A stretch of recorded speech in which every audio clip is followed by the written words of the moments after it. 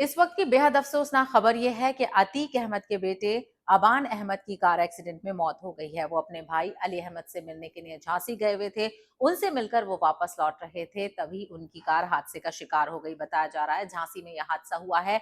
मौसम काफी खराब है, सड़कों पर काफी पानी है और कार की जानकारी मिली है कि जो कार की स्पीड थी वो काफी ज्यादा थी। अबान अहमद के दोस्त सोनू कार चला रहे थे, वो भी इस हादसे में उनकी भी मौत हो गई है। और कार की जो तस्वीरें सामने आई हैं वो बेहद अफसोसनाक है। कार पूरी तरह से डैमेज हो चुकी है और 2 लोगों की इस हादसे में मौत हुई है, जिसमें अबान अहमद है जो कि अतीक अहमद के सबसे छोटे बेटे हैं, और उनके साथ ही सोनू की मौत हुई है। बाकी 3 लोग भी काफी बुरी तरह से जख्मी हैं, उनको अस्पताल में ले जाया गया है।